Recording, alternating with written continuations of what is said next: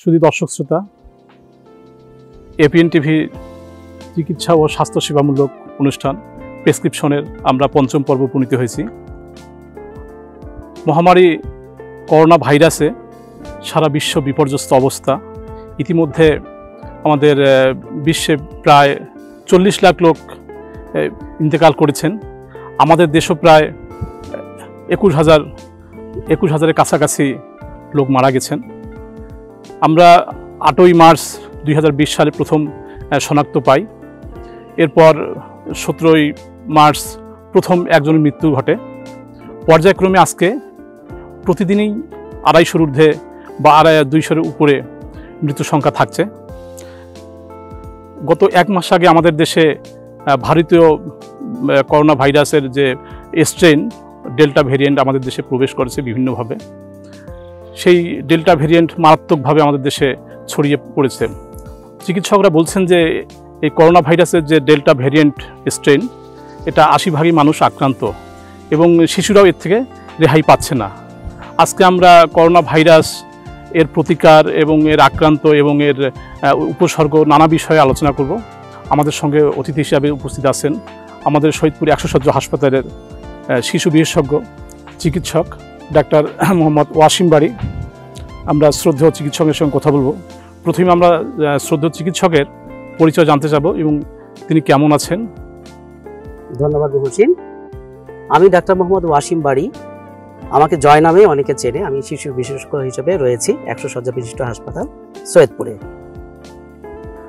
জি, আমরা আপনার কাছে আমরা জানতে চাইব করোনা ভাইরাসের কিভাবে বিস্তার লাভ করলো, করোনা ভাইরাসের উপসর্গ এবং করোনা ভাইরাস এর প্রতিকার, এই বিষয়গুলো আমরা জানি বর্তমান প্রজন্ম বা যারা এই অনুষ্ঠান দেখছেন তাদের হয়তো এটি একটি পরামর্শমূলক দিক হবে, পাশাপাশি মানুষের মধ্যে একটা সচেতনতা সৃষ্টি করবে। তাই আমাদের প্রথম প্রশ্ন হচ্ছে যে করোনা বিষয়ে আপনি একটু কিছু বলুন। ধন্যবাদ।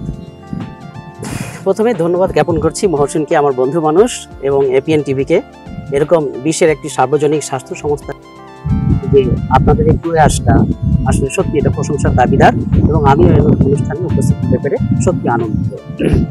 তো করোনা ভাইরাস বা কোভিড-19 আসলে এই কথাটি আসলে সবার মুখে মুখে এখন সবাই উৎসুক হয়ে রয়েছে যে কোথায় এরকম আমরা কিছু জানতে পারবো টিভি, মিডিয়া বা যে কোনো মাধ্যমে। সত্যি এরকম অনুষ্ঠান খুবই মানুষের জন্য কার্যকর হবে বলে আমি মনে করি। তো প্রথমে চলে আসি করোনা ভাইরাস। অ্যাকচুয়ালি কিছুটা কনসেপ্ট মানুষকে জানতে হবে, যদিও প্রতিনিয়ত আমরা টিভি চ্যানেল বিভিন্ন অনুষ্ঠানের মাধ্যমে দেখে আসছি, শিখে আসছি, তারপরেও কিছু কিছু ছোট ছোট জিনিস হয়তো আমরা ক্লিয়ার না, সেই জিনিসটা আমি একটু ক্লিয়ার করতে যাচ্ছি। যে করোনা ভাইরাস আসলে রোগটার নাম কোভিড-19, যেহেতু 2019 সালে এটি আবিষ্কৃত হয়েছে, এবং ভাইরাসটির নাম হচ্ছে করোনা ভাইরাস। করোনা ভাইরাস যে রোগটি সৃষ্টি করে সেটি হচ্ছে কোভিড। তো এই ভাইরাসটি সিম্পল একটি ছোট ভাইরাস, আসলে একটি আরএনএ ভাইরাস বলবো। এটা সিঙ্গেল স্ট্র্যান্ডেড ইনভেলপ ভাইরাস, এবং এর কিছু স্পাইক থাকে, যে স্পাইকের মাধ্যমে মানুষের শরীরে বা সারফেসে সহজে এটা আটকে যেতে পারে। তো এই ভাইরাস, এটি কিন্তু নতুন একটি ভাইরাস, তবে পূর্বেও এটি ছিল, যার কারণে এই ভাইরাসটির নাম দিয়েছে nCoV-19, অর্থাৎ নোভেল করোনা ভাইরাস 19। এর আগেও কিন্তু এই ধরনের ভাইরাস ছিল, যেমন মার্স বা সার্স, এই জাতীয় ভাইরাসের কথা আমরা আগে শুনে আসছি। মার্স অর্থাৎ middle east respiratory syndrome related Covid virus, এবং সার্স বহুল প্রচলিত শব্দ সার্স, সেটি হচ্ছিল severe acute respiratory distress syndrome related corona virus. তো এখন যেটি নোভেল করোনা ভাইরাস, সেটিকে বলা হয়েছে SARS-CoV-2, অর্থাৎ severe acute respiratory distress syndrome related Covid virus 2। তো এটি একটি ফ্যামিলির ভিতরে একটি অন্তর্গত, সেটি হচ্ছে করোনা ভাইরাসেরই একটি ফ্যামিলি, এই ফ্যামিলিরই অন্তর্গত। তো এই ভাইরাসটি খালি চোখে অবশ্যই দেখা যায় না। এটার প্রায় আয়তন 60 থেকে 140 ন্যানোমিটার, যেটা খালি চোখে দেখা প্রায় অসম্ভব। তো ভাইরাসটি এতই মারাত্মক ছোঁয়াচে যে আমরা কোথায়, যেটা উহান সিটি চীনে আমরা যখন পেলাম, সেই ভাইরাসটি পৃথিবীর এমন কোনো দেশ বাকি নেই যে আক্রান্ত করেনি। তো সত্যি এই ভয়াবহ পরিস্থিতিতে আমাদের এই ভাইরাসকে মোকাবেলা করাটা একটা চ্যালেঞ্জের বিষয় হয়ে দাঁড়িয়েছে। তো ভাইরাসটি সম্পর্কে আরও কিছু বলতে চাই। অ্যাকচুয়ালি ভাইরাসটি কোথা থেকে আসে বা কী ধরনের ডিজিজ, কিভাবে ছড়ায়, এটি সবাই জানে, তবু কম বেশি আমি একটু খুবই হালকা করে বলছি, যেটা মানুষের জন্য হয়তো সহজ হতে পারে। তো এটি একটি জুনোটিক ডিজিজ। জুনোটিক ডিজিজ কিছু টার্ম ইংলিশ হয়তো, যে disease which transfer from animal to man, অর্থাৎ প্রাণীদের মাঝ থেকে মানুষের শরীরে যে রোগটি আসে সেটাকে জুনোটিক ডিজিজ বলে। তো এটি একটি জুনোটিক ডিজিজের ভিতরে পড়ে, তবে কোন প্রাণী থেকে এসছে এটা কিন্তু নিশ্চিতভাবে এখনো বলা যাচ্ছে না।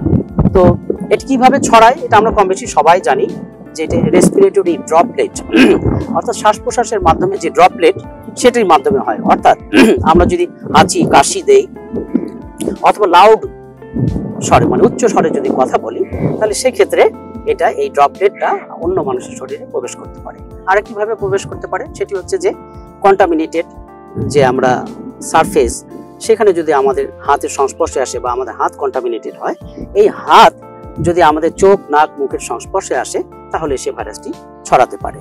তো আরেকটি খুবই ইম্পর্টেন্ট গুরুত্বপূর্ণ বিষয় সবার প্রশ্ন মনে, যে এই যে এত কন্টাজিয়াস এত ছোঁয়াচে, তাহলে কি মায়ের থেকে ছড়াতে পারে কিনা, বা যারা ব্রেস্ট ফিডিং বুকের দুধ পান করছে তারা ছড়াতে পারবে ছড়ায় কিনা। তো এ সম্পর্কে বলবো যে গর্ভাবস্থায় মায়ের পেটে সন্তান আক্রান্ত, এটাকে বলে ভার্টিক্যাল ট্রান্সমিশন, অর্থাৎ মায়ের বাচ্চা যখন গর্ভে থাকে তখন আক্রান্ত হতে পারে কিনা। তবে না, ভার্টিক্যাল ট্রান্সমিশন বা গর্ভাবস্থায় বাচ্চার আক্রান্ত হওয়ার কোনো এভিডেন্স এখন পর্যন্ত পাওয়া যায়নি। আরেকটি বিষয় হচ্ছে যে যারা ব্রেস্ট ফিডিং করছে, অর্থাৎ মায়ের বুকের দুধ পান করছে, সেই বুকের দুধের মাধ্যমেও বাচ্চা আক্রান্ত হওয়ার কোনো এভিডেন্স এখনো পাওয়া যায়নি। যার কারণে এই তিনটি কারণেই মোটামুটি ভাইরাসটি এভাবে ছড়ায়। আমরা আপনার কাছে এই করোনা ভাইরাস বা কোভিড-19 উপসর্গ কি দেখা গেলে এটি আমরা মনে করি যে করোনা ভাইরাস। আচ্ছা, সুন্দর একটি প্রশ্ন করেছেন, একটা টাইম ডিমান্ডিং কোয়েশ্চেন। আসলে সবাই কম বেশি আমরা জেনে ফেলেছি আসলে যে কি কি উপসর্গ হয়।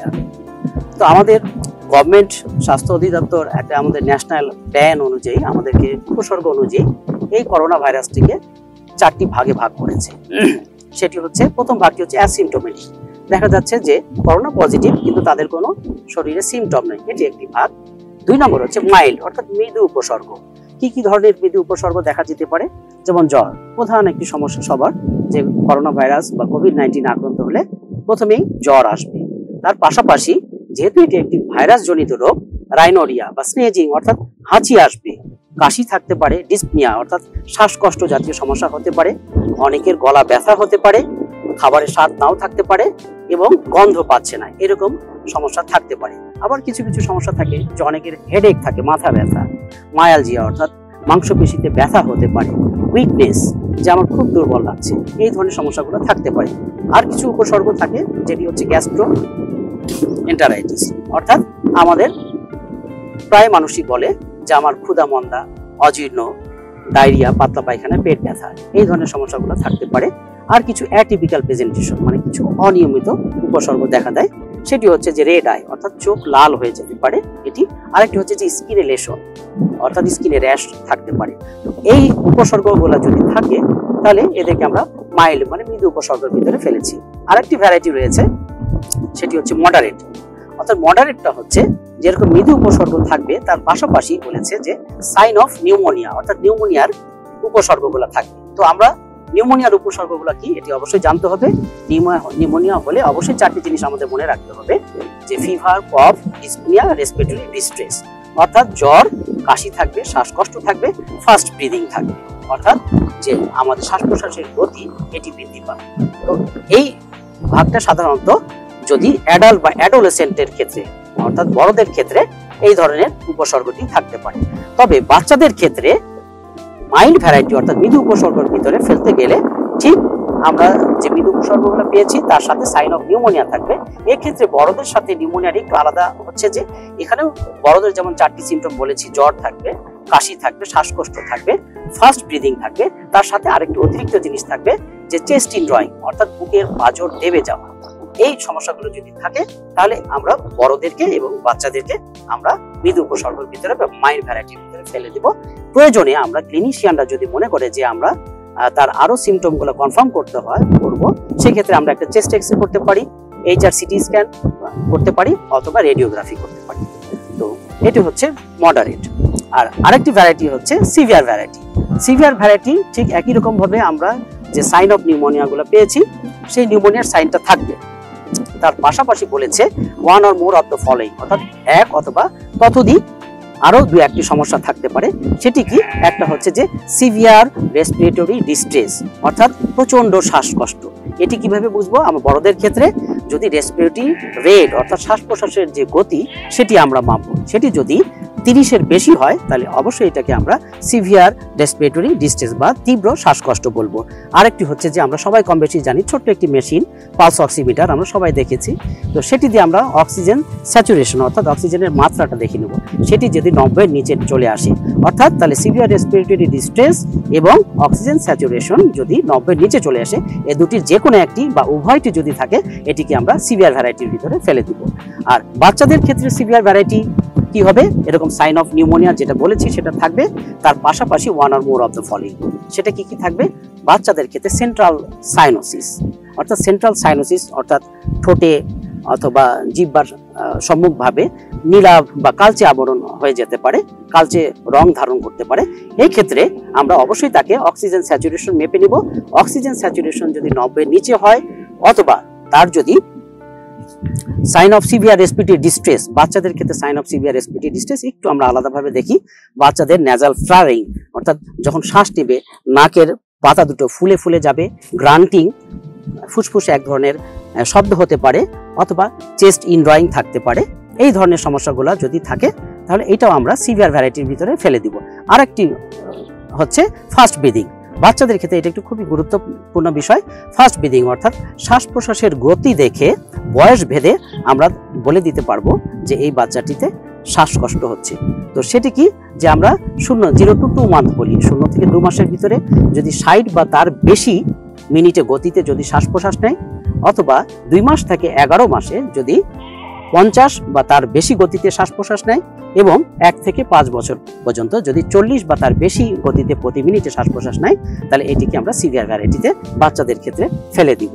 আর আরেকটি ক্লাসিফিকেশন রয়েছে, আরেকটি আর কি ভাগ রয়েছে, সেটি হচ্ছে ক্রিটিক্যাল কেসেস।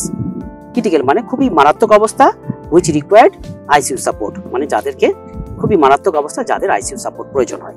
তাদের ক্ষেত্রে কি? তাদের ক্ষেত্রে বলা হয়েছে যে তারা কোভিড-19 পজিটিভ থাকবে এবং তাদের অন্যান্য উপসর্গের সাথে নিচের ওয়ান অফ দ্য ফলোইং অর্থাৎ যে কোনো একটি সমস্যা যদি দেখা দেয় তাদেরকে আমরা ক্রিটিক্যাল কেসের ভিতরে ফেলাবো। সেই মারাত্মক সমস্যাগুলো কি? যেমন তার শ্বাসকষ্ট আগে থেকেই হয়তো ছিল, শ্বাসকষ্ট থেকে রেসপিরেটরি ফেইলিওর হলো অর্থাৎ শ্বাসক্রিয়া বিকল হয়ে গেল, হুইচ নিড মেকানিক্যাল ভেন্টিলেশন অর্থাৎ তাকে ভেন্টিলেশনে দিতে হবে, এটি যদি থাকে। আরেকটি বিষয় হচ্ছে যে সেপসিস অর্থাৎ এটাও একটা প্রদাহ, এটা মারাত্মক একটা প্রদাহ। এই সেপসিসের কারণেও এটিকে আমরা ক্রিটিক্যাল কেসে ফেলাতে পারবো। আরেকটি হচ্ছে যে সেপটিক শকে চলে যায় অর্থাৎ তার প্রদাহর মাত্রাটা এত বেশি হয়ে যায় যে সে শক অর্থাৎ তার পালস বিপি নাও থাকতে পারে, পেশেন্ট আনকনশাস হয়ে যেতে পারে, তাদেরকে শক ভ্যারাইটি। আরেকটি রয়েছে যে শ্বাস প্রশ্বাসের আরেকটি সমস্যা ARDS acute respiratory distress syndrome বলে, এটিও যদি থাকে তাহলে আমরা সেটিকে ক্রিটিক্যাল কেসের ভিতরে ফেলে দেব। এবং আরেকটি হচ্ছে সে আদার কোমরবিডিটিস, যা আমরা জানি যে স্বাস্থ্যের অন্য কোনো মারাত্মক যদি সমস্যা থেকে থাকে আমরা এই মোটামুটি কোভিড যে উপসর্গ ভেদে শ্রেণী বিন্যাস। মোটামুটি আমরা কোভিডের উপসর্গ নিয়ে শ্রেণী বিভাজন শুনলাম। আমরা এখন একটু আলাদা বিষয় যাব যে শিশুদের, আপনি যেহেতু শিশু বিশেষজ্ঞ চিকিৎসক, শিশুদের ক্ষেত্রে কোনো মায়ের যদি কোভিড-19 হয়ে থাকে আর ওই শিশু যদি মায়ের দুধ পান করে তাহলে কি মায়ের দেহে থেকে শিশুর মধ্যে আসার কি সম্ভাবনা আছে? সুন্দর একটি প্রশ্ন। আমাদের প্রায় প্রশ্ন আমরা পেয়ে থাকি ফোনে বা বিভিন্নভাবে, প্রায় প্রশ্নটা করে আমাদেরকে যে মা তো পজিটিভ, তো বুকের দুধ খাওয়াতে পারবে কি, অথবা গর্ভাবস্থায় অনেকে মা পজিটিভ হচ্ছে যে সেই ক্ষেত্রে বাচ্চা পজিটিভ হবে কিনা। তো আমি পূর্বেই কিন্তু বলেছি যে মুড অফ ট্রান্সমিশন অর্থাৎ কিভাবে ছড়ায় সেখানে কিন্তু বলেছি যে এটি যেমন হাঁচি কাশির মাধ্যমে ছড়ায়, এটি যেমন আক্রান্ত হাত দিয়ে নাক দিয়ে চোখের মাধ্যমে ছড়াতে পারে। আরেকটি বলেছি বিষয় আমি তখনই যে ভার্টিক্যাল ট্রান্সমিশন অর্থাৎ গর্ভাবস্থায় মা থেকে শিশুর ভিতরে যাওয়ার কোনো এখন পর্যন্ত এভিডেন্স এখনো নাই। এবং আরেকটি বলা হয়েছে যে বুকের দুধ, যারা বুকের দুধ পান করছে বুকের দুধের মাধ্যমেও এটি ভাইরাসটি ছড়ানোর কোনো এখন পর্যন্ত এভিডেন্স নাই। ঠিক সেম প্রশ্ন করবো একটু উল্টা পিঠে আমরা, যে যদি কোনো শিশুর আপনার COVID-19 আক্রান্ত হয়, ওই শিশুর মায়ের পান করে, ওই শিশু থেকে আপনার মায়ের করোনা ভাইরাস যাইতে পারে কি? আচ্ছা, এটিও একটি ভালো হয়েছে যে হয়তো অনেক মা রয়েছে তাদের পান করে এরকম বাচ্চা রয়েছে, তো সেক্ষেত্রে দেখা যাচ্ছে যে অনেক ক্ষেত্রে মা নেগেটিভ, কিন্তু বাচ্চাটা হয়তো ধরলাম 7 মাস 8 মাস কোনোভাবে পজিটিভ হয়েছে, যে কোনো ভাবে কারো সংস্পর্শে এসে হয়তো পজিটিভ হয়েছে, কিন্তু মা নেগেটিভ। সেক্ষেত্রে মা কি করবে? মা একটা আতঙ্কের ভিতরে থাকে যে আমি আমার শিশুকে পান করাবো কি করাবো, অথবা পান করালে তার যে ভাইরাসটি সে আক্রান্ত করবে সেটি আমার মাঝে আসবে কিনা। এই ক্ষেত্রে এর উত্তর হচ্ছে যে যেহেতু বলেছি যে বুকের মাধ্যমে ভাইরাসটি ছড়ায় না, তো যেহেতু যখন বাচ্চা বুকের দুধ পান করে মায়ের শরীর থেকে যেমন ভাইরাসটি শিশুতে যেমন আসতে পারে না, ঠিক তেমনি শিশুর শরীর থেকে বুকের দুধের মাধ্যমে মা আক্রান্ত হওয়ার কোনো সুযোগ নেই। হ্যাঁ, তবে এখানে একটি প্রশ্ন থেকে যায়, মা কি হতে পারে? না, হতে পারে। কিভাবে? বুকের দুধের মাধ্যমে হবে না, কিন্তু মা যদি বুকের দুধ পান করার সময় যদি নিয়ম মাফিক মাস্ক না পরে, যদি হ্যান্ড ওয়াশ বলে যেমন হাত না ধোয়, এবং আরেকটি ইম্পর্টেন্ট জিনিস হচ্ছে যে কারণ বুকের দুধ খাওয়ানোর সময় মাকে অনেক সময় মুখটা বা চোখ মুখ নাক ধরতে হয়, অথবা বাচ্চা হাঁচি কাশি দিয়ে ফেলতে পারে। এই জন্যই বলছি যে মাকে অবশ্যই এই অবস্থায় মাস্ক পরে থাকতে হবে এবং তার হাত ধুতে হবে বাচ্চাকে ধরার আগে বা বুকের দুধ পান করার সময়। এই জিনিসটি অবশ্যই খেয়াল করা বাঞ্ছনীয়। আমরা শিশুরা যদি আক্রান্ত হয় আপনার COVID-19, সেক্ষেত্রে কতদিন আইসোলেশন থাকা উচিত বলে আপনি মনে করেন? আচ্ছা, এটা আইসোলেশন, কারণ আমরা একটা জিনিস জানি, কোনো কিছুই চিরস্থায়ী নয়। অর্থাৎ ভাইরাস যেহেতু এটা সেলফ রেমিটিং, এটারও একটা স্থায়িত্ব বা একটা লিমিটেশন রয়েছে। তো যেমন আমরা বড়দের ক্ষেত্রে আমরা বলি যে এটি 10 থেকে 12 বা 14 দিন পর্যন্ত এই ভাইরাসটি থাকে, তারপরে এটি নেগেটিভ হয়ে যায়। অর্থাৎ 2 সপ্তাহ পরে এই ভাইরাসের অ্যান্টিজেনিসিটি এবং ভিরুলেন্স দুটিই কমে যায়। তো যার কারণে এটি বয়স ভেদে কোনো এরকম পার্থক্য নেই। বড়দের যেমন এটি 14 দিন পরে অ্যান্টিজেনিসিটি ভিরুলেন্স কমে যে এটি নেগেটিভ হয়ে যাচ্ছে, ঠিক বাচ্চাদের ক্ষেত্রেও এটি 14 দিনের ভিতরেই ভাইরাসটি নেগেটিভ হয়ে যাচ্ছে। যার কারণে আমরা ভাইরাস যেমন বড়দেরকে 14 দিন পর্যন্ত আইসোলেশনে রাখি, বাচ্চাদেরকে ঠিক সেভাবে আমরা আইসোলেশনে 12 থেকে 14 দিন পর্যন্ত রাখি। শিশুরা আপনার যদি COVID-19 আক্রান্ত হয়, সেক্ষেত্রে কি কি করণীয় উচিত? আচ্ছা, এটি একটি খুবই গুরুত্বপূর্ণ কোয়েশ্চেন আর কি। বাবা মা যেহেতু উদ্বিগ্ন যে শিশুদেরকে নিয়ে বড়রা যেমন আক্রান্ত হচ্ছে, তো শিশুরাও আক্রান্ত হচ্ছে, আর তাহলে তাদের করণীয় কি বা তাদের কি প্রতিকার ব্যবস্থা? এক্ষেত্রে অবশ্যই আমাকে বলে নিতে হলে আসলে করোনার চিকিৎসাটা একটু সংক্ষেপে আমাকে বলে দিতে হবে। তো সেক্ষেত্রে আমি যেহেতু ক্লাসিফিকেশন বলেছি আমি যে উপসর্গ ভেদে 4টি ভ্যারাইটি রয়েছে COVID-19 পজিটিভ, সেক্ষেত্রে যদি অ্যাসিমটোমেটিক যদি পেশেন্ট থাকে তাহলে শুরুতেই বলে দিচ্ছি যে সেখানে তার হোম ট্রিটমেন্ট অর্থাৎ হোম আইসোলেশন লাগবে এবং no need of hospital admission, মানে এই ধরনের অ্যাসিমটোমেটিক পেশেন্টকে হসপিটালে ভর্তি করার কোনো প্রয়োজন নেই এবং হোম ম্যানেজমেন্ট দিব আমরা। হোম ম্যানেজমেন্টের ভিতরে কি কি আছে সেটা সবাই আমরা কম বেশি জানি, তারপরে একটু বলে দিচ্ছি যে সে একটি আলাদা রুমে সে আইসোলেশনে থাকবে এবং সে অবশ্যই পরিবারের অন্যান্য সদস্যের কাছ থেকে ডিস্টেন্স মেনটেন করতে হবে, অর্থাৎ ফিজিক্যাল ডিস্টেন্সিং মেনটেন করতে হবে ফ্রম আদার ফ্যামিলি মেম্বার্স। অন্যান্য পরিবার থেকে সে ডিস্টেন্সটা মেনটেন করবে। আরেকটি ইম্পর্টেন্ট জিনিস হচ্ছে যে মাস্ক পরিধান করতে হবে both the patient and the care giver, অর্থাৎ শুধু একজন না, শুধু যে আমরা রোগীকে মাস্ক পরিয়ে রাখবো সেটা না, আমরা যে কেয়ার গিভার তাকে যে সেবা দিবে তাকেও মাস্ক পরিধান করতে হবে। তাকে খুব নিয়মিতভাবে রেগুলার যে হ্যান্ড ওয়াশ আমাদের নিয়ম রয়েছে 20 সেকেন্ড ধরে হাত বারবার ধরে হাতটা পরিষ্কার করতে হবে স্যানিটাইজার বা সাবান জাতীয় পানি দিয়ে, এবং তাকে অবশ্যই হাঁচি কাশির যে নিয়মানুবর্তিতা অর্থাৎ হাঁচি কাশি দেওয়ার সময় কাছে যদি কোনো টিস্যু বা রুমাল থাকে সেটি মুখ দিয়ে ঢেকে রাখবে অথবা কোনোই ব্যবহার করতে হবে, এবং এখানে ওভার ক্রাউডিং এসব অ্যাভয়েড করতে হবে। বাইরে থেকে ভিজিটরকে অ্যালাউ করা যাবে না আপাতত।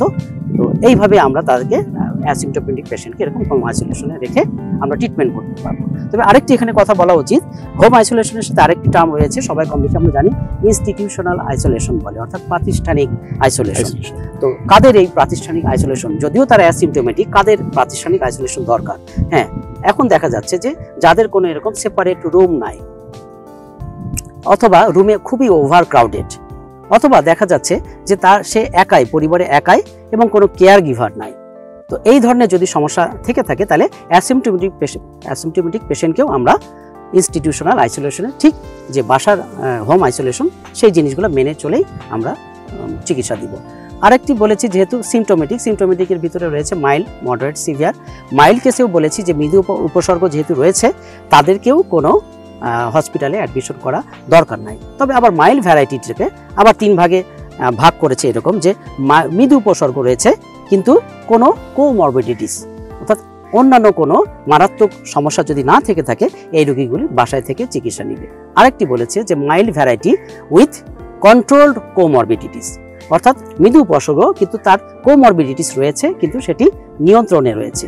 এই ধরনের পেশেন্টদের বা রোগীদেরকেও বাসায় রেখে চিকিৎসা দিতে হবে, তাদেরও হসপিটালে ভর্তি করা কোনো প্রয়োজন নেই। আরেকটি রয়েছে যে মৃদু উপসর্গ কিন্তু আনকন্ট্রোল কোমরবিডিটিস, অর্থাৎ যে মৃদু উপসর্গ নিয়ে যে তার যে রোগের অন্যান্য সমস্যা রয়েছে অনিয়ন্ত্রিত, সেই রোগীগুলোকে একটা মনে রাখতে হবে, মৃদু উপসর্গ থাকা সত্ত্বেও এই রোগীগুলোকে হসপিটালে অ্যাডমিশন করতে হবে।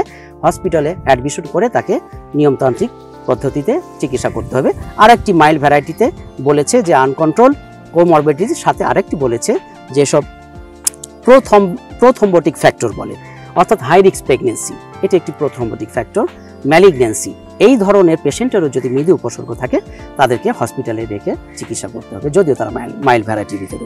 তাহলে মাইল্ড ভ্যারাইটিতে বলেছে যে উপসর্গ অনুযায়ী চিকিৎসা, সে কি চিকিৎসা, ঠিক যেমন জ্বর আসলে আমরা অ্যান্টিপাইরেটিক অর্থাৎ প্যারাসিটামল ব্যবহার করব, যেমন হাঁচি হয় যেহেতু হাঁচির জন্য আমরা এরকম অ্যান্টিহিস্টামিন জাতীয় ফেক্সোফেনাডিন বা এরকম অ্যান্টিহিস্টামিন জাতীয় কিছু ওষুধ ব্যবহার করতে পারবো, এবং কাশির জন্য কফ রেমেডি অর্থাৎ অ্যান্টিটুসিপ, কাশি নিবারণ করে এই ধরনের আমরা সিরাপ বা ট্যাবলেট আমরা ইউজ করতে পারি। আর বাচ্চাদের ক্ষেত্রে আমরা বুডিসোনাইট নামে এক ধরনের ওষুধ আমরা সেটি দিয়ে আমরা চিকিৎসা দিতে পারি। এবং একটা কথা মনে রাখতে হবে যে এই মৃদু উপসর্গ পেশেন্ট যাদের চিকিৎসা আমরা এরকম সিমটোম্যাটিকভাবে আমরা ম্যানেজমেন্ট দিচ্ছি, তাদেরকে বাসায় থেকে হোক বা ইনস্টিটিউশনাল আইসোলেশনে থেকে হোক, তাদেরকে দুটি জিনিস কিন্তু খুব নিয়মিতভাবে মনিটর করতে হবে। একটি হচ্ছে তার তাপমাত্রা, আরেকটি হচ্ছে অক্সিজেনের মাত্রা অর্থাৎ স্যাচুরেশনটা নিয়মিতভাবে দেখতে হবে। মনে রাখতে হবে এই মাইল্ড ভ্যারাইটি বা মৃদু উপসর্গ যে রোগীদেরকেও হসপিটালে অ্যাডমিশন করা লাগতে পারে কখন, তাদের যদি হঠাৎ রেসপিরেটরি ডিস্ট্রেস অর্থাৎ শ্বাসকষ্ট শুরু হয়েছে, shortness of breadth, chest tightness বা চেস্ট পেইন, বুকে ব্যথা হচ্ছে, সে রেস্টলেস হয়ে যাচ্ছে, এইরকম পেশেন্ট মৃদু উপসর্গ থাকা সত্ত্বেও বাসায় থেকে যদি এই ধরনের উপসর্গগুলো দেখা দেয় তাহলে তাদেরকে অবশ্যই হসপিটালে ভর্তি করতে হবে। আর আরেকটি ক্ষেত্রে বলা হয়েছে যে আমরা এই ধরনের রোগী দেখে যদি যাদের প্রোথ্রম্বোটিক স্টেটে রয়েছে অথবা যাদের থ্রম্বো এম্বোলিজম এরকম চান্স রয়েছে তাদেরকে আমরা লো মলিকুলার ওয়েট হেপারিন দিয়ে আমরা এখানে চিকিৎসা দিতে পারবো। এটি মোটামুটি বলা হয়েছে যে মৃদু উপসর্গ। তবে একটি খুব ইম্পর্টেন্ট জিনিস যে আজকাল হরহামেশাই দেখা যাচ্ছে মৃদু উপসর্গ, তবুও দোকানে হোক বা দোকান থেকে নিয়ে হোক মানুষজন স্টেরয়েড জাতীয় ওষুধটি খাইয়ে দিচ্ছে। তবে এখানে বলা হয়েছে যে মৃদু উপসর্গ যাদের রয়েছে তাদেরকে আর্লি স্টেজ অর্থাৎ ভাইরেমিক ফেজ, ডিজিজের যে ভাইরেমিক ফেজ প্রথম 7 দিনে এইরকম স্টেরয়েড দেওয়াটা বরঞ্চ উপকারের চেয়ে উপকার না হয় বরঞ্চ ক্ষতির কারণ হতে পারে। তো এটি গেল মাইল্ড ভ্যারাইটি। এবার চলে আসি মডারেটের যে মাত্রা যেটা অর্থাৎ মৃদু থাকে আরও কিছু মধ্যম যে উপসর্গ, এই রোগীগুলোকে অবশ্যই আমরা এটা হসপিটালে ভর্তি করতে হবে এবং আমরা হসপিটালে ম্যানেজমেন্ট দেবো। তো ম্যানেজমেন্টটা মোটামুটি একই রকম, যে মৃদু উপসর্গগুলো রয়েছে সিমটোম্যাটিক অনুযায়ী যে আমি বলেছি পূর্বে সেভাবে আমরা দিব, কিন্তু তাকে আমরা যেহেতু আমরা মডারেট ভ্যারাইটিতে শ্বাসকষ্ট থাকে সেখানে আমরা অক্সিজেন দিব। এই অক্সিজেন দিয়ে আমরা স্যাচুরেশনটা মেনটেন করব। সাধারণত যদি আমরা স্যাচুরেশনটা 94 বা তার বেশি রাখার চেষ্টা করব। তো এখানে আরেকটি কথা বলে নেই, এইখানে যেহেতু মডারেট উপসর্গ অর্থাৎ মধ্যম উপসর্গ, এই ক্ষেত্রে আমরা অবশ্যই লো মলিকুলার ওয়েট হেপারিন এখানে ইউজ করব। আমরা সাধারণত 40 মিলিগ্রাম করে আমরা চামড়ার নিচে দেই এবং যদি একবার দিনে দেই, যদি বয়স্ক মানুষ বা ওবেস পেশেন্ট মোটা পেশেন্টদের জন্য আমরা দিনে 2 বার করে দিতে পারি। কিছু কিছু মানুষের ক্রিয়েটিনিন ক্লিয়ারেন্স অর্থাৎ যাদের কিডনির সমস্যা তাদের ক্রিয়েটিনিন ক্লিয়ারেন্সটা দেখে আমরা ডোজটা হাফ করে দিতে পারি। এবং এখানে মনে রাখতে হবে যে লো মলিকুলার ওয়েট হেপারিন এটা শুধু অ্যান্টিপ্লাটিলেট ইফেক্ট নয়, এর একটি অ্যান্টি ইনফ্লামেটরি ইফেক্ট রয়েছে। এই জন্য আমরা লো মলিকুলার ওয়েট হেপারিন এখানে দিয়ে থাকি। আরেকটি বলা হয়েছে যদি লো মলিকুলার ওয়েট হেপারিন যাদের ক্ষেত্রে কন্ট্রাইন্ডিকেটেড, যে শরীরে সহ্য হচ্ছে না বা এমন কোনো তার রোগ রয়েছে যেখানে হেপারিন দেওয়া যাবে না, সেখানে আনফ্র্যাকশনেটেড হেপারিন নামে একটি হেপারিন রয়েছে, সেটি আমরা দিতে পারবো। এবার চলে আসি মডারেটে।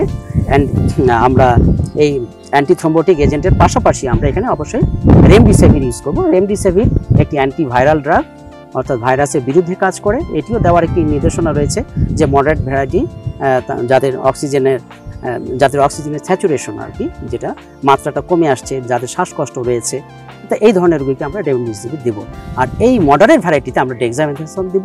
ডেক্সামেথাসোন এটি একটি স্টেরয়েড, এখানে আমরা মুখেই দিব, আইভি না দিয়ে, শিরাপথে না দিয়ে আমরা মুখেই দিতে পারবো।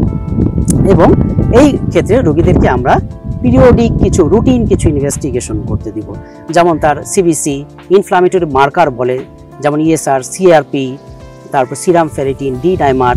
তো এই ধরনের আমরা পরীক্ষাগুলো নিয়মিতভাবে করব। তো আর সর্বশেষে হচ্ছে যে সিভিয়ার ভ্যারাইটি।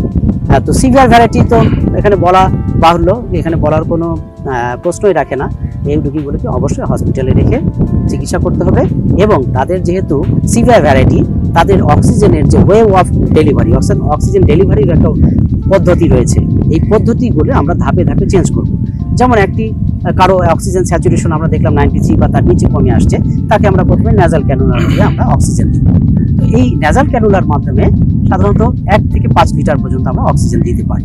যদি এতেও ইমপ্রুভমেন্ট না হয় অথবা স্যাচুরেশন কমে আসছে, তাহলে সেক্ষেত্রে আমরা অক্সিজেন মাস্ক দিয়ে আমরা দিব। এই অক্সিজেন মাস্ক দিলে আমরা 5 থেকে 10 লিটার, মানে দ্বিগুণ পরিমাণ আমরা অক্সিজেন দিতে পারবো। এতেও যদি উন্নতি না হয় রোগীর, সেক্ষেত্রে আমরা বলা হয় যে নন রিজার্ভার ব্যাগ উইথ রিজার্ভার, অর্থাৎ এটিও একটি অক্সিজেন মাস্কের মতোই, এবং এখানে একটি রিজার্ভার ব্যাগ থাকে, অর্থাৎ অক্সিজেনটি এসে সরাসরি ব্যাগটির মাঝে জমা থাকে। এবং এই ব্যাগটির একটি ভালভ রয়েছে, অর্থাৎ রোগী যখন শ্বাস নেবে ভালভটি খুলে অক্সিজেনটি তার শরীরে প্রবেশ করবে, এবং যখন শ্বাস প্রশ্বাস ছেড়ে কার্বন ডাইঅক্সাইডটা বের করবে, তখন যে আরেকটি ভালভ রয়েছে সাইডে পাশাপাশি, সেই কার্বন ডাইঅক্সাইডটি পাশের ভালভ দিয়ে চলে যাবে। এতে অক্সিজেনের খরচটা কম হবে এবং রোগীর অক্সিজেনের যে ডিমান্ডটা সেটা কমে আসবে, রোগী উন্নতি হবে। এরপরেও যদি রোগী উন্নতি না হয়, তাহলে আমরা এরা নন ইনভেসিভ ভেন্টিলেশন বলে। এই ধরনের রোগী যারা উন্নতি হচ্ছে না, নন ইনভেসিভ ভেন্টিলেশন আমরা দিব। এটি সাধারণত 2টি বা 3টি মাধ্যম রয়েছে। হাই ফ্লো ন্যাজাল ক্যানুলা রয়েছে, সিপ্যাপ, বাইপ্যাপ। সিপ্যাপ মানে কন্টিনিউয়াস পজিটিভ এয়ারওয়ে প্রেশার, আর bi level positive airway pressure, এটির মাধ্যমে আমরা দিব। এতেও যদি রোগী উন্নতি না হয়, তাহলে আমরা মেকানিক্যাল ভেন্টিলেশনে চলে যাব। আর এই রোগীর ক্ষেত্রে অক্সিজেনের পাশাপাশি অবশ্যই আমরা লো মলিকুলার ওয়েট হেপারিন, যেমন আগেও বলেছি, সেটি দিব। আর অ্যান্টিভাইরাল আমরা অবশ্যই রেমডিসিভির দিব, এবং এখানে ডেক্সামেথাসোনটা আমরা আইভি রুটে দিব। আরেকটু বলে নিই যে লো মলিকুলার ওয়েট হেপারিন যেটা অ্যান্টিপ্লাটিলেট ইফেক্ট, যেন থ্রম্বোএম্বোলিজম বা থ্রম্বোসিস না হয়, তাহলে এটা আমরা কতদিন চালাবো? আসলে আমরা বলা হয়েছে এখানে যে আমরা হসপিটালে যতদিন অ্যাডমিট থাকবে অথবা 7 ডেজ, যেটা হুইচ ওয়ান ইজ লঙ্গার, যেটা বেশি হবে সেটাই আমরা কন্টিনিউ করব। পরবর্তীতে তাকে আমরা ওরাল ফর্মে আমরা দিব। ওরাল ফর্মে এরকম ওষুধ রয়েছে, যেমন রিভারক্সাবান, অ্যাপিক্সাবান, এই ধরনের ওষুধগুলো আমরা 1 মাস পর্যন্ত কন্টিনিউ করব। এবং এই ধরনের রোগীকেও অবশ্যই আমরা যে রুটিন যে ইনভেস্টিগেশন, আমরা নিয়মিত যে ইনভেস্টিগেশনগুলো করে থাকি, CBC, CRP, serum ferritin, D dimer, বা তার কোনো যদি liver function test, lung function test এরকম, বা কিডনির যদি সমস্যা থাকে, এই ধরনের আমরা নিয়মিতভাবে পরীক্ষাগুলো করে থাকি। তো এক্ষেত্রে বলে নেওয়া ভালো, যেহেতু কোয়েশ্চেনটা আপনি করেছেন যে শিশুদের ক্ষেত্রে কি চিকিৎসা দেবো, শিশুদের চিকিৎসার ক্ষেত্রেও মোটামুটি এই আমরা ন্যাশনাল গাইডলাইন অনুযায়ী আমরা চিকিৎসাটা দিব ঠিক একইভাবে। তবে শিশুদের যেহেতু বডি সারফেস এরিয়া কম, ওজন কম, এই জন্য আমরা ডোজগুলো ফিক্সড না করে বডি সারফেস অনুযায়ী আমরা দিব। যেমন আমরা বড়দের ক্ষেত্রে আরেকটি কথা বলা উচিত, যারা হসপিটাল অ্যাডমিশন রয়েছে তাদের ক্ষেত্রে অ্যান্টিবায়োটিক দিব কি। তো অ্যান্টিবায়োটিক আমরা এটা ক্লিনিক্যাল সাসপিশন, অর্থাৎ ফিজিশিয়ান ডিসাইড করবে। যদি তার কোনো সাইন অফ ইনফ্লামেশন, যেহেতু এটি যেহেতু একটা ভাইরাস জনিত রোগ, আমাদেরকে ইমিউনো সাপ্রেশন করে, এখানে অন্যান্য ব্যাকটেরিয়াগুলো আক্রমণ হতে পারে। এরকম যদি কোনো clinical evidence of bacterial infection যদি ফিজিশিয়ান বা ক্লিনিশিয়ান যদি মনে করে, তাহলে আমরা অ্যান্টিবায়োটিক দিব। তো সচরাচর বড়দের ক্ষেত্রে যে আমরা অ্যান্টিবায়োটিকগুলো দিয়ে থাকি, সেটি হচ্ছে আমরা অ্যামক্সিসিলিন সাথে ক্লাবুলানিক অ্যাসিড দিতে পারি অথবা ডক্সিসাইক্লিন এই জাতীয় ওষুধগুলো দিতে পারি। তবে বাচ্চাদের ক্ষেত্রে বলা হয়েছে যে আমরা ফার্স্ট লাইন ড্রাগ হচ্ছে অ্যাম্পিসিলিন, জেন্টামাইসিন। ফার্স্ট লাইন যদি ইমপ্রুভ না হয় তাহলে আমরা সেকেন্ড লাইনে চলে যাব, সেক্ষেত্রে সেপ্টিয়াকজন দিব, সেপ্টিয়াকজনের সাথে অ্যাডজাঙ্ক থেরাপি হিসাবে আমরা ভ্যানকোমাইসিনও দিতে পারবো। এছাড়া ক্লারিথোমাইসিনও খুব ভালো কাজ করতে পারে অ্যান্টিব্যাকটেরিয়াল হিসেবে।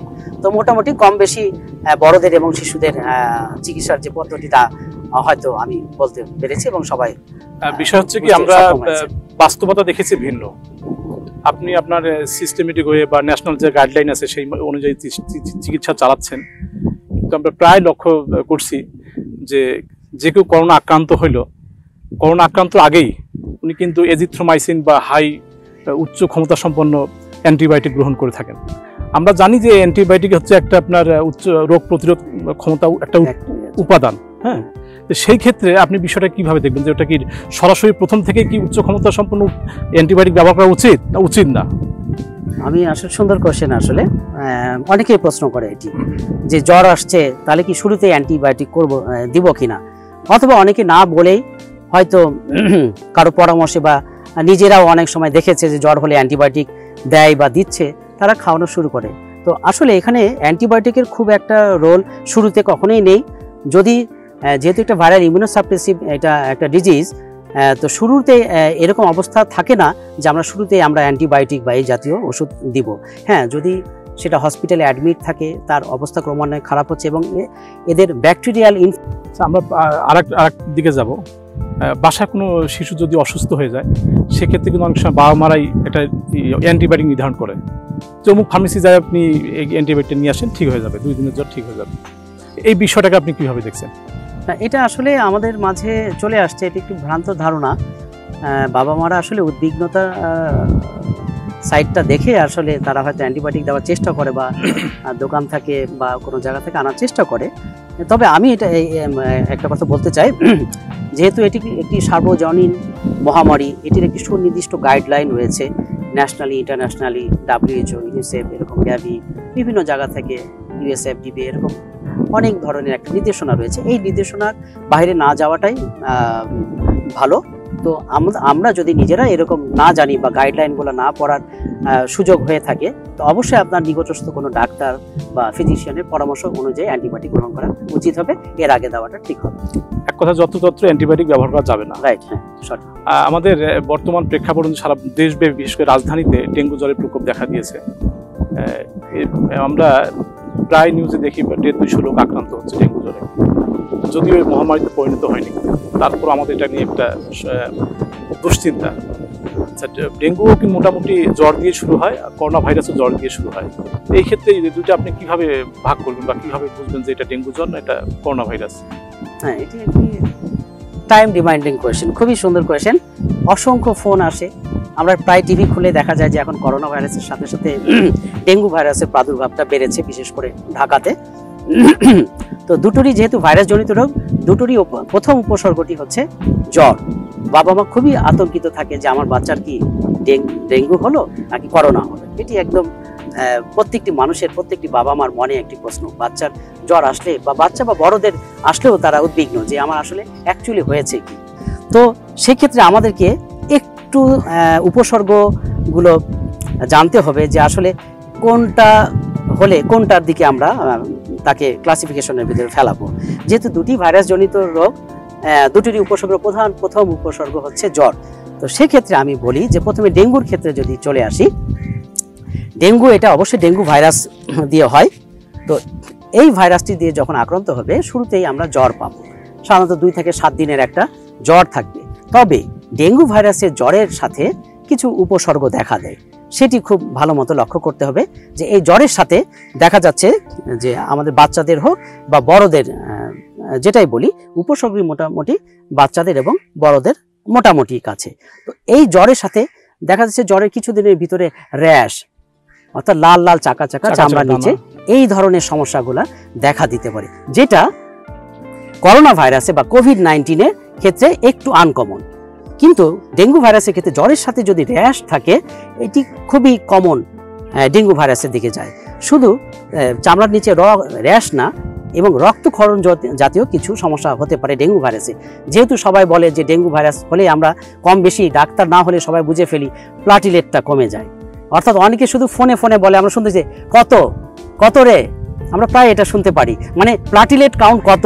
আসলে প্লাটিলেট কাউন্ট আর কেউ উচ্চারণ করে না, মানে ডেঙ্গু ভাইরাসটা এত পরিচিত হয়েছে যে ডেঙ্গু ভাইরাসে আক্রান্ত হলেই প্লাটিলেটটা কমে যায়। সো ফোনে বলে কত রে তোর, বা এইরকম। প্লাটিলেট মানে কি লোহিত রক্তকণিকা? আচ্ছা, এটাকে বলে না লোহিত না, এটা অনুচক্রিকা। আচ্ছা, অনুচক্রিকাটা ভাইরাসটা যেহেতু এই অনুচক্রিকাকে আক্রমণ করে, অ্যাকচুয়ালি যে অনুচক্রিকার যে আদি সেল যেটা মেগা ক্যারিওসাইট, যেখান থেকে সে তৈরি হয়, এই মেগা ক্যারিওসাইটে অ্যাটাক করে ভাইরাসটা, যার কারণে এখান থেকে প্লাটিলেটটা বা অনুচক্রিকাটা তৈরি হতে পারে না। পাশাপাশি প্লাটিলেট নিজেও আক্রান্ত হয়, তো সেটার কারণেও কিন্তু এই ধরনের ব্লিডিংগুলো হতে পারে।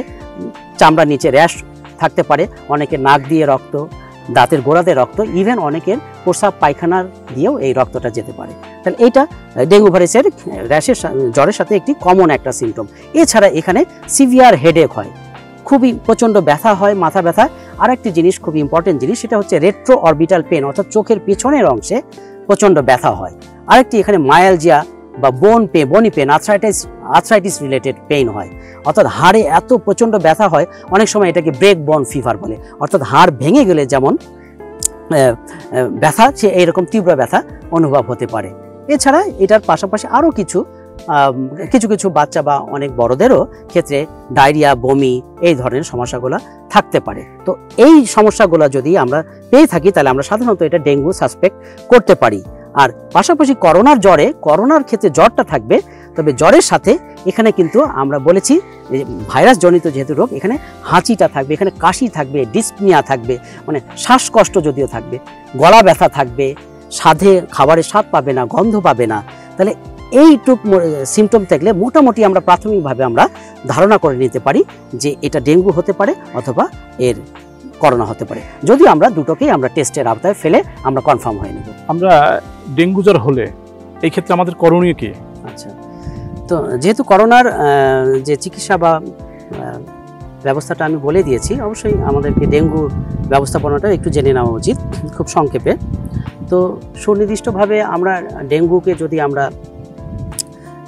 ডিটেক্ট করতে চাই, অর্থাৎ রোগটি ধরতে চাই, তাহলে অবশ্যই আমরা যে উপসর্গগুলো পেয়েছি এই উপসর্গের পাশাপাশি আমরা কিছু পরীক্ষা নিরীক্ষা করে নেব। অর্থাৎ তার শরীরে যে কমপ্লিট ব্লাড কাউন্ট, যে শরীরে যে রক্তের যে পরীক্ষা, সেই পরীক্ষাটি করে নেব।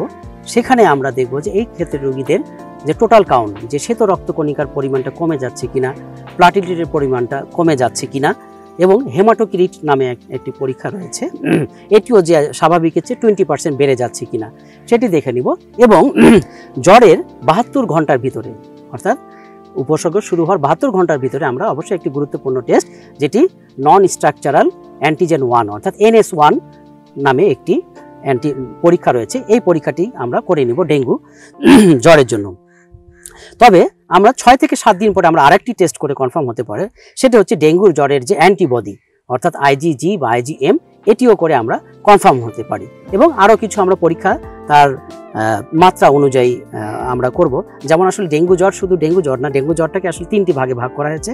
সেটি হচ্ছে যে ডেঙ্গু ফিভার একটি হচ্ছে ডেঙ্গু হেমোরেজিক ফিভার, অর্থাৎ ডেঙ্গু জ্বরের সাথে হেমোরেজিক যে রক্তক্ষরণ জাতীয় সমস্যা, রাইট, সেটি হবে। আরেকটি হয়েছে যে রক্তক্ষরণ হওয়ার পরে বাচ্চা যদি শকে চলে যায়, অর্থাৎ ডেঙ্গু শক সিন্ড্রোম। এই মোটামুটি 3টি ভাগে ভাগ করা হয়।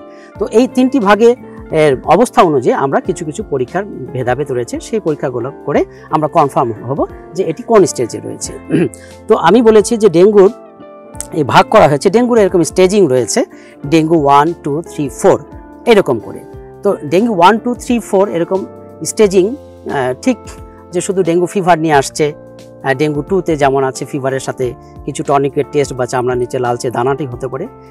ডেঙ্গু 3 এরকম যে জ্বর, লালচে দানার পাশাপাশি তার হেমোরেজিক যে আদার যে হেমোরেজিক ম্যানিফেস্টেশনগুলো সেটি হতে পারে, দাঁতের গোড়া দিয়ে, যেমন নাক দিয়ে রক্ত হতে পারে, প্রস্রাব পায়খানার সাথেও রক্ত হতে পারে।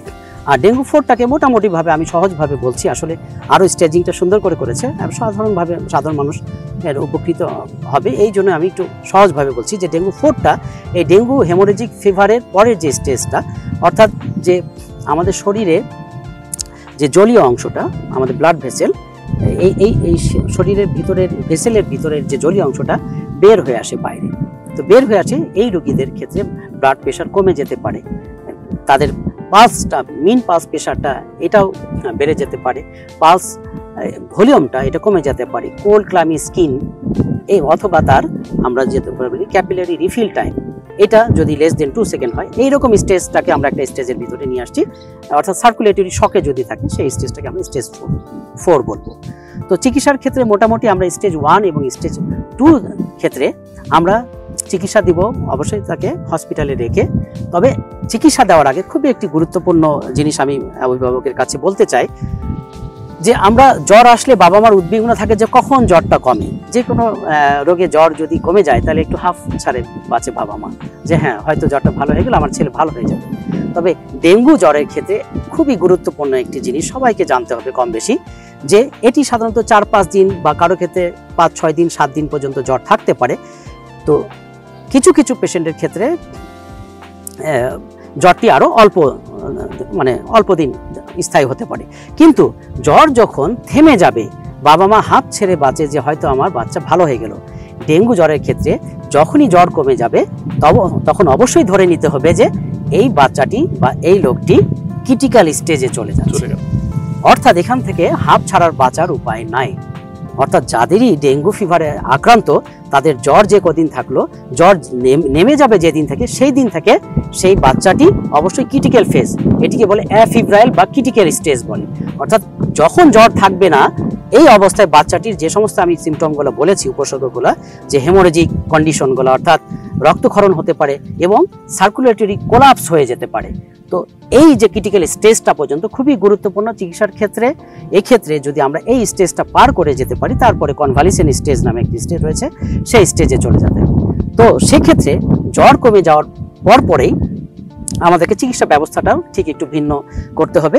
সাধারণভাবে আমরা জ্বরের জন্য এই ক্ষেত্রে আমরা সিম্পল প্যারাসিটামল দিয়ে চিকিৎসা দিব। কিন্তু যদি আমাদের এরকম কোনো সিমটম দেখা যায় যে তাদেরকে হসপিটালে অ্যাডমিট করতে হচ্ছে, হসপিটালে রেখে আমাদের পূর্বেই আরেকটি কথা বলে নিই ম্যানেজমেন্টের আগে, যে আসলে ডেঙ্গু জ্বরের আক্রান্ততা কিভাবে হচ্ছে বা কোথায় হচ্ছে।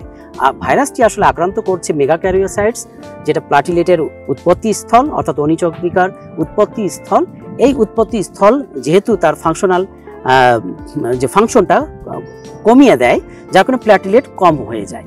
আবার এই ভাইরাসটা ইটসেলফ প্লাটিলেটকে আক্রান্ত করে, তখন প্লাটিলেটের যে কার্যকারিতা সেটিও হারা যায়। যেমন রক্ত বাঁধার যে ক্ষমতাটা তার থাকে না, তখন রক্তক্ষরণ হয়। আরেকটি জিনিস হয় যে আমাদের ডেঙ্গু জ্বরে আক্রান্ত হলে আমাদের যে বলেছি ভেসেলসের যে জলীয় অংশটা সেটি কিন্তু ভেসেলের পারমিয়াবিলিটিটা বাড়ে যায়। অর্থাৎ প্লাটিলেটের একটা কাজ কিন্তু যে আমরা এন্ডোথেলিয়াম, যে আমাদের ভেসেলের কয়েকটা লেয়ার থাকে, এন্ডোথেলিয়ামে অ্যাটাচ করে তাদের পারমিয়াবিলিটি মেনটেন করে। যেহেতু প্লাটিলেটের সক্ষমতা হারিয়ে ফেলছে সেখানে ভেসেলের পারমিয়াবিলিটিটাও বেড়ে যাচ্ছে, যার কারণে রক্তের যে আমাদের জলীয় উপাদানটা প্লাজমা বলে সেটি কিন্তু শরীর থেকে ভেসেল থেকে বের হয়ে আসছে। এটি বের হয়ে যদি ফুসফুসে জমা হয় তাহলে প্লুরাল ইফিউশন জাতীয় সমস্যা হতে পারে। যদি পেটে এই জলীয় অংশটা জমা হয় তাহলে এটাকে অ্যাসাইটিস বলে। তাহলে যেহেতু আমাদের শরীর থেকে এই প্লাজমাটা কমে আসছে ভেসেল থেকে, আমাদের ব্লাড প্রেশারটা কমে আসে। তাহলে ব্লাড প্রেশার যেন কমে না যায়, বাচ্চা শকে চলে না যায় বা ক্রিটিক্যাল স্টেজে চলে না যায়, খারাপ না হয়ে যায়, এই জন্য আমরা এই ধরনের বাচ্চাদেরকে আমরা স্যালাইন দিব। এক ধরনের বিশেষ ধরনের স্যালাইন, সাধারণত 2 ধরনের স্যালাইন রয়েছে, একটি হচ্ছে ক্রিস্টালয়েড আর একটা হচ্ছে কলয়েড। ক্রিস্টালয়েড দিয়ে আমরা চিকিৎসা শুরু করব। এটি হচ্ছে যে সোডিয়াম ক্লোরাইড কন্টেনিং অর্থাৎ লবণ রয়েছে যে সমস্ত স্যালাইনে, সেই স্যালাইনটি দিব। অর্থাৎ যেমন 5% ডেক্সট্রোজ এই নর্মাল স্যালাইনের সাথে 5% ডেক্সট্রোজ গ্লুকোজ থাকবে আর কি। আরও রয়েছে যেমন 5% dextrose in half strength normal saline অথবা 5% glucose in Ringer's lactate solution. এই ধরনের স্যালাইন দিয়ে আমরা চিকিৎসা শুরু করব। পর্যায়ক্রমে আমরা বয়স অনুযায়ী, ওজন অনুযায়ী আমরা এরকম 6 ঘন্টা করে আমরা মেনটেন করব এবং পাশাপাশি আমরা তার যে আমরা রুটিন এক্সামিনেশন করব সেটি করে দেখব যে সেটা উন্নতি হচ্ছে কিনা। যদি উন্নতি হয় তাহলে আমরা ক্রমান্বয়ে আমরা ফ্লুইডটি আরও কমিয়ে আনবো। কিন্তু যদি বাচ্চাটি স্টেজ 3 বা 4-এ চলে যায়, অর্থাৎ সিভিয়ার হেমোরেজ হচ্ছে, সার্কুলেটরি কোলাপস হচ্ছে, সেক্ষেত্রে কিন্তু আমরা চিকিৎসা একটি পদ্ধতি একটু আলাদা করব। এক্ষেত্রেও আমরা রুটিন ইনভেস্টিগেশনের পাশাপাশি আরও কিছু ইনভেস্টিগেশন করে নিতে হয়, যেমন এখানে এবিজি বলে, যেমন আর্টেরিয়াল ব্লাড গ্যাস অ্যানালাইসিস, অর্থাৎ বাচ্চাটির অ্যাসিডোসিস হচ্ছে কিনা, এটি একটি গুরুত্বপূর্ণ জিনিস। বাচ্চার সিরাম ক্রিয়েটিনিন অর্থাৎ রিনাল ফেলিওরের দিকে যাচ্ছে কিনা, দুঃখিত, এই ধরনের আমরা পরীক্ষা করে নিব। এবং তার সিবিসি জাতীয় রক্তের যে হিমোগ্লোবিনের মাত্রা, হেমাটোক্রিট, এই জাতীয় সমস্যাগুলো আমরা এই পরীক্ষাগুলো আমরা করে নিব। করার পরে যদি দেখি যে তার হেমাটোক্রিটটা বাড়ছে, সেক্ষেত্রে আমরা এখানে ক্রিস্টালয়েড আমরা যে সলিউশন দিয়েছিলাম স্যালাইন, সেটি না দিয়ে আমরা এখানে কলয়েড দিব। যেহেতু প্লাজমা বের হয়ে যাচ্ছে, কলয়েড হচ্ছে যেমন আমরা প্লাজমা, ডেক্সট্রান, এই জাতীয় সলিউশন এগুলা, যেটা আমাদের শরীর থেকে প্লাজমা বের হয়ে আসছিল, সেটা রিপ্লেসার হিসাবে আমরা দিতে পারি। আর যাদের দেখছি যে হেমাটোক্রিট কমে আসছে, সেই ক্ষেত্রে আমরা ব্লাড ট্রান্সফিউশন করে চিকিৎসা করে দিতে পারি। তবে এক্ষেত্রে একটি জিনিস ইম্পর্টেন্ট মনে থাকতে হবে যে এখানে ডেঙ্গু জ্বরে কখনোই আমরা অ্যান্টিবায়োটিক দিব না। এখানে যে জ্বরের জন্য শুধুমাত্র প্যারাসিটামল দিব, আদার যেটা NSAID বলে, non steroidal anti inflammatory drug, এটা অবশ্যই অ্যাভয়েড করবো। যেমন ডাইক্লোফেনাক, অ্যাসপিরিন, এই জাতীয় ওষুধগুলো আমরা সম্পূর্ণরূপে আমরা অ্যাভয়েড করব। আমরা একটু বলে নেই যে এই ক্ষেত্রে যেহেতু শরীর থেকে জলীয় অংশ পাশাপাশি লবণের পরিমাণ কমে যাচ্ছে, আমরা বাচ্চাকে অবশ্যই কিছু লবণাক্ত জাতীয় খাবার আমরা দিব, যেমন খাবার স্যালাইন সে খাবে, যেখানে আমরা পর্যাপ্ত পরিমাণে সোডিয়াম ক্লোরাইড থাকে, এবং যেমন সল্টি কিছু ফুড দিতে পারে, সল্টি বিস্কিট দিতে পারে, এই ধরনের খাবারগুলো আমরা বেশি উৎসাহিত করি। আমরা অনেক সময় মানে পরিলক্ষিত করি, বিশেষ করে যারা রোগাক্রান্ত হয়, বিশেষ করে জ্বরে আক্রান্ত হয় কোনো বাড়িতে, তখন সেই বাড়ির অভিভাবকরা জ্বর না কমলে প্যারাসিটামলের পরিবর্তে আপনার ডাইক্লোফেনাক সোডিয়াম পেশেন্টকে, বাচ্চাকে হোক বা আপনার বড় রোগীকে হোক দিয়ে দেয়। এই ক্ষেত্রে আসলে এটা কি সঠিক কি নয়? আচ্ছা, ডেঙ্গু জ্বর আমি বলেছি যে এর ফাংশনেও আমি বলেছি যে আসলে মেকানিজমটা কিভাবে হয়, কিভাবে প্লাটিলেটটা ডিস্ট্রাকশন হচ্ছে, এখানে কমে যাচ্ছে। তো এই ক্ষেত্রে বলা হয়েছে, আমি চিকিৎসার সময় বলেছি যে আমরা জ্বর কমানোর জন্য অ্যান্টিপাইরেটিক অর্থাৎ সিম্পল প্যারাসিটামল দিব। এর বাইরে আমরা কোনো ডাইক্লোফেনাক অথবা আদার যে non steroidal anti inflammatory drugs অথবা অ্যাসপিরিন জাতীয় ওষুধ দিব না। কেন? এই ক্ষেত্রে জ্বর কমছে না, বাবা মা স্বাভাবিকভাবে উদ্বিগ্ন হয়ে থাকে যে কিভাবে জ্বর কমানো যায়। সেক্ষেত্রে তারা ভুল করে বা কারো পরামর্শে ডাইক্লোফেনাক জাতীয় ওষুধ দিয়ে দেয়। তবে এটি অবশ্যই একটি মারাত্মক কারণ হতে পারে, কারণ ডাইক্লোফেনাক এই প্লাটিলেটের যে কার্যক্ষমতাটা আরও কমিয়ে দিবে, যার কারণে রক্তক্ষরণ জাতীয় যে সমস্যাগুলো রয়েছে সেটি বেড়ে যেতে পারে। অবশ্যই আমরা এটা ডাইক্লোফেনাক বা আদার নন স্টেরয়েডাল অ্যান্টি ইনফ্লামেটরি ড্রাগগুলো আমরা পরিহার করার চেষ্টা করব। আর একটা বিষয় আমরা লক্ষ্য করি যে যখন কারো জ্বর আসে, সেই ক্ষেত্রে প্রায় প্রতিটা ঘরেই একটা প্রচলিত নিয়ম রয়েছে যে ওরা ঠান্ডা পানি দিয়ে শরীর মানে মাসেও করে আর কি, বা ঠান্ডা পানি দিয়ে মাথা ধোয়, পুরো শরীরটাকে ধুয়ে ফেলে। তো এই ক্ষেত্রে ঠান্ডা পানিটাকে ইউজ করা যাবে কি, বিশেষ করে জ্বরের ক্ষেত্রে? এটি খুব একটি সুন্দর প্রশ্ন। আসলে অনেক বাবা মাই করে থাকে এটি, যে জ্বর আসলে আসলে আমার অনেকে বলে যে গা মুছিয়ে দিতে হয়। তো সেটি কি গরম পানি দিয়ে মুছে দেবো, না কুসুম গরম পানি, বা নাকি ঠান্ডা পানি দিয়ে করে দেবো? তো এখানে একটি জিনিস জানতে হবে যে জ্বরের হালকা অল্প কিছু করে বলে দেই যে মেকানিজমটা। আমরা যদি জ্বর হলে শরীর টেম্পারেচার বেড়ে যায়, বিশেষ করে বডির কোর টেম্পারেচার, যে ভিতরের টেম্পারেচারটা বেড়ে যায়। এখন আমি যদি এই জ্বর অবস্থায় কোনো ঠান্ডা পানীয় যদি শরীরে স্পর্শে নিয়ে আসি, ঠান্ডা পানি শরীরের বাইরের জায়গাটিকে হয়তো সাময়িকভাবে ঠান্ডা করতে পারে, কিন্তু মনে রাখতে হবে যে কোনো ঠান্ডা জিনিস আমাদের ভেসেল, যে আমার শরীরে যে শিরা উপশিরাগুলো রয়েছে, এই ঠান্ডা জিনিসের সংস্পর্শে এসে কনস্ট্রিকশন, সংকুচিত হয়, এটাকে বলে ভেজো কনস্ট্রিকশন, অর্থাৎ সংকুচিত হয়ে যাবে। যদি সংকুচিত ঠান্ডা পানির সংস্পর্শে এসে এই ভেসেল সংকুচিত হয়ে যায়, তাহলে ভিতরের যে জ্বরটি সেটি কিন্তু বের হতে পারবে না।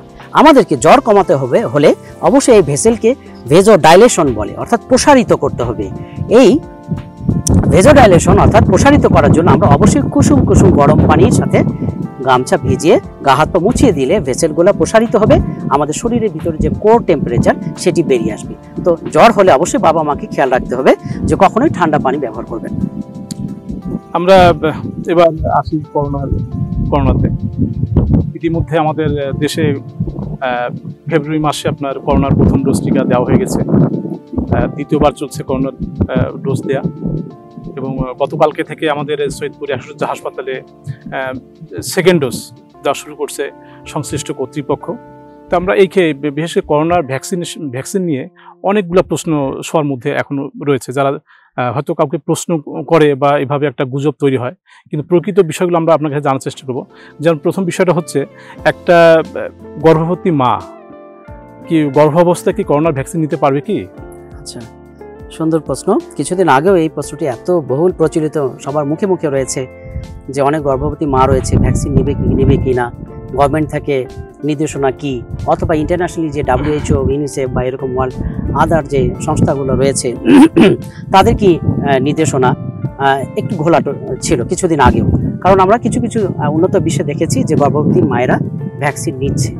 তো আমাদের দেশে নিবে কি নিবে না এরকম একটি সময় চিন্তা ভাবনা চলছিল। তবে রিসেন্টলি আমাদের গভর্নমেন্ট স্বাস্থ্য অধিদপ্তর থেকে বিশেষজ্ঞদের পরামর্শ অনুযায়ী আমাদের দেশেও এটি নির্দেশনা জারি করেছে যে গর্ভবতী মায়েরা ভ্যাকসিন নিতে পারবে। তো যদি আমরা ভ্যাকসিন নেই, তাহলে আমাদের দেহে কতদিন পরে এটা রোগ প্রতিরোধ ক্ষমতা তৈরি করে? আচ্ছা, হ্যাঁ, এটি একটি ভালো প্রশ্ন। যে সবাই হয়তো মনে করছে যে না, আমি ভ্যাকসিন নিয়েছি, আমি কতদিন পরে ফ্রি হতে পারবো, বা আমার শরীরে অ্যান্টিবডি তৈরি হয়েছে কিনা, বা আদৌ হলে কতটুকু হয়েছে, কতদিন পরে হবে, এটি একটি সবার মনে ভ্রান্ত কিছু কিছু ধারণা রয়েছে। তবে এই ক্ষেত্রে ইন্টারন্যাশনালি যে সমস্ত যে নির্দেশনা ডাটা রয়েছে বা বিভিন্ন এখন এটা আসলে আন্ডারগোয়িং স্টাডি এখনো চলছে। তবে যতটুকু আমাদেরকে বলেছে যে এরকম যে ভ্যাকসিন নেওয়ার সাধারণত দ্বিতীয় ডোজ যারা কমপ্লিট করেছে, দ্বিতীয় ডোজ নেওয়ার 2 সপ্তাহ পরে সাধারণত আমাদের মোটামুটি ভালো একটি অ্যান্টিবডি তৈরি হতে পারে। অর্থাৎ কেউ যদি মনে করে যে না, আমি আজকে দ্বিতীয় ডোজ নিয়েছি, আজকে থেকে আমি ফ্রি, আমার শরীরে প্রচুর অ্যান্টিবডি তৈরি হয়েছে, এরকম ভাবা একেবারেই ভুল বা মারাত্মক কারণ হতে পারে। আপনাকে অবশ্যই 2 সপ্তাহ পর্যন্ত বা প্রয়োজন আরও বেশি সময় অপেক্ষা করতে হবে। এই সময় আপনাকে প্রয়োজনীয় যে স্বাস্থ্যবিধি অনুযায়ী যে সমস্ত নির্দেশনা রয়েছে এটি মেনে চলতে হবে। অ্যান্টিবডি তৈরি হওয়ার পরেও আমরা কি সরকারি স্বাস্থ্যবিধিকে মেনে চলবো না? হ্যাঁ, এটি তো অবশ্যই যে আমরা শরীরে অ্যান্টিবডি তৈরি হলেও অনেকে মনে করছে হ্যাঁ, আমার তো অ্যান্টিবডি বা 2 সপ্তাহ পার হয়েছে দ্বিতীয় ডোজের, আমি এখন হয়তো ফ্রি, আমাকে আর এসব কেন মানতে হবে, মাস্ক কেন পরবো, শ্বাসকষ্ট হচ্ছে, কথা বলতে পারছি না। না, এরকম করার কোনো সুযোগ নেই। কারণ এটি বলেই দেওয়া হয়েছে WHO থেকে, ইন্টারন্যাশনালি বা আদার ইউনিসেফ বা আদার যে অর্গানাইজেশনগুলো, USFD সবাই অ্যাপ্রুভ করেছে যে দ্বিতীয় ডোজ নেওয়ার পরেও আমরা অবশ্যই মাস্ক পরিধান করব। আমরা যে স্বাস্থ্যবিধিগুলো রয়েছে সব নিয়মগুলাই আমরা মেনে চলব। এবং আমাদেরকে একটা জিনিস মনে রাখতে হবে যে আমরা ভ্যাকসিন নিলেই যে আবার পুনরায় যে আক্রান্ত হব না, এটা ভাবা কিন্তু খুবই ভুল হবে। কারণ আমরা দেখেছি যে ভ্যাকসিন নেওয়ার পরেও কিছু কিছু মানুষ পুনরায় আক্রান্ত হচ্ছে, সেটা হয়তো খুবই অল্প সংখ্যক। তবে সেই সংখ্যাটা যত অল্পই হোক না কেন, আমাদের যে নিয়ম রয়েছে, যে নিয়মতান্ত্রিক যে নির্দেশনাগুলো রয়েছে, ভ্যাকসিন নেওয়ার পরেও আমাদেরকে মাস্ক বা অন্যান্য স্বাস্থ্যবিধি পরিপূর্ণভাবে মেনে চলতে হবে। আমরা একেবারে আমাদের প্রোগ্রামের সর্বশেষ অবস্থানে চলে এসেছি। আমরা ইদানিং লক্ষ্য করছি MIS, যেটাকে আমরা এভাবে ব্যাখ্যা করব মাল্টি সিস্টেম ইনফ্লামেটরি সিনড্রোম। যাই হোক, আমরা করোনা এবং এই রোগের মধ্যে কি কোনো পার্থক্য আছে, আর বিষয়টা আসলে কতটুকু জটিল বলে আপনি মনে করছেন? আচ্ছা, এটি একটি খুবই গুরুত্বপূর্ণ একটি বিষয়। এখন এটি নিয়ে খুবই রিসার্চ হচ্ছে, খুবই আলোচনা হচ্ছে। আমরা অনেক উন্নত দেশে দেখছি যে করোনা যারা COVID-19 পজিটিভ হচ্ছে, তাদের পাশাপাশি বিশেষ করে শিশুরা আরেকটি রোগে আক্রান্ত হচ্ছে। সেই রোগটির নাম কাওয়াসাকি ডিজিজ বলে আর কি। তো যারা কোভিড পজিটিভ হচ্ছে, তো তারাও এরকম এই কোভিড পজিটিভ হওয়ার পরে যদি কাওয়াসাকি ডিজিজ লাইক এরকম সিমটমগুলো যদি থেকে থাকে, তাহলে এই সমন্বয়ে আমরা একটি টার্ম রয়েছে বা একটি আমরা রোগ রয়েছে, এটিকে বলে হচ্ছে multi system inflammatory syndrome in children, অর্থাৎ MISC, যেটা এটি একটি বহুল এখন আলোচনার একটি বিষয়। আমরা উন্নত অনেক দেশে দেখেছি যে অনেক বাচ্চা এটা আক্রান্ত হচ্ছে। তো এই জন্য আমাদেরকে করোনা ভাইরাসের পাশাপাশি কাওয়াসাকি ডিজিজ বাচ্চাদের এটা একটু জেনে নিতে হবে। খুবই সিম্পল, যেমন এখানে জ্বর থাকবে, জ্বর মোটামুটি যে জ্বরের সাথে প্যারাসিটামল খাচ্ছি আমরা, অ্যান্টিপাইরেটিক খাওয়ার সত্ত্বেও জ্বর কমছে না, মানে জ্বর অ্যান্টিপাইরেটিক খাওয়ার পরেও 3 দিনে জ্বর কমছে না। এবং জ্বরের পাশাপাশি আরো কিছু উপসর্গ এখানে রয়েছে, সেটি হচ্ছে কনজাংটিভাইটিস, অর্থাৎ চোখ লাল হয়ে যাচ্ছে এবং র্যাশ উঠছে। আরেকটি জিনিস হচ্ছে যে আমরা লিম্ফ্যাডিনোপ্যাথি বলি, যে আমরা ছোট ছোট আমরা লসিকা গ্রন্থি যেটা রয়েছে, লিম্ফ্যাডিনোপ্যাথি, লিম্ফ নোডগুলি আমরা সাধারণত গলার সার্ভাইকেল লিম্ফ নোড বলে, যেটা সাধারণত ইউনিল্যাটারাল যে কোনো এক সাইডের লিম্ফ নোডটি ফুলে যাচ্ছে। এটি কাওয়াসাকি ডিজিজের একটি গুরুত্বপূর্ণ উপসর্গ। আর আরেকটি হচ্ছে যে ইডিমা অফ এক্সট্রিমিটি, অর্থাৎ হাত পায়ে পানি চলে আসতে পারে, ফুলে যেতে পারে। আর আরেকটি হতে পারে যে মুখে যে মাউথ লেশন, মুখে লেশন হতে পারে। সেটি কি, যে টাং যে আমাদের জিহ্বা রয়েছে সেটা ফিশারিং মানে ফেটে যাওয়ার মতো হতে পারে। আর হচ্ছে জিহ্বাটা স্ট্রবেরি কালার হতে পারে, স্ট্রবেরি আমরা দেখেছি এরকম কালার হতে পারে।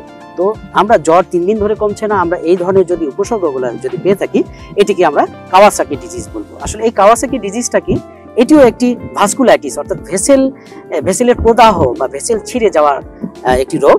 এই ভেসেলগুলো আমাদের শরীরে আমরা সবাই জানি যে 3 ধরনের ভেসেল রয়েছে। স্মল সাইজ আর্টারি রয়েছে, মিডিয়াম সাইজ আর্টারি রয়েছে এবং লার্জ সাইজ ভেসেল বা আর্টারি রয়েছে। তো এই কাওয়াসাকি ডিজিজটা হচ্ছে মিডিয়াম সাইজ ভাস্কুলাইটিস, অর্থাৎ মাঝারি ধরনের যে শিরার যে প্রদাহ, সেটিকে আমরা কাওয়াসাকি ডিজিজ বলবো। তো এই ডিজিজটি করোনার পাশাপাশি আমরা কিছু ইনভেস্টিগেশন করে নিব। সেখানে হচ্ছে আমরা সিবিসি যেমন করি, এখানেও আমরা সিবিসি করব। আমরা কমপ্লিট ব্লাড কাউন্ট আর কি, কমপ্লিট ব্লাড কাউন্ট করলে এখানে একটি জিনিস আমরা দেখতে পারবো, যেখানে অবশ্যই করোনা ভাইরাসে যেমন লিম্ফোসাইটটা কমে যাচ্ছে, এখানেও লিম্ফোসাইট কমে যাবে, নিউট্রোফিলটা বেড়ে যেতে পারে, আবার প্লাটিলেট কাউন্টটা থ্রম্বোসাইটোসিস অর্থাৎ বেড়ে যেতে পারে। তো কাওয়াসাকি ডিজিজ আমরা এরকম করোনা ভাইরাসের পাশাপাশি যদি পাই, তাহলে এইটাকে আমরা multi system inflammatory syndrome in children বলি। এবং এটারই চিকিৎসা আমরা করোনার পাশাপাশি অবশ্যই চিকিৎসা করতে হবে।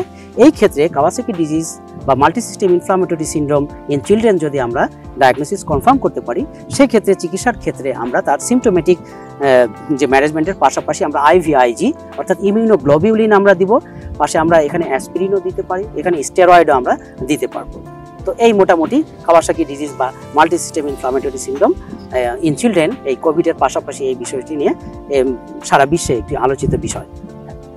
আমাদের আজকের প্রোগ্রাম মোটামুটি আমরা শেষ করছি, যদি আপনি দর্শকদের উদ্দেশ্যে কিছু বলেন। হ্যাঁ, ধন্যবাদ।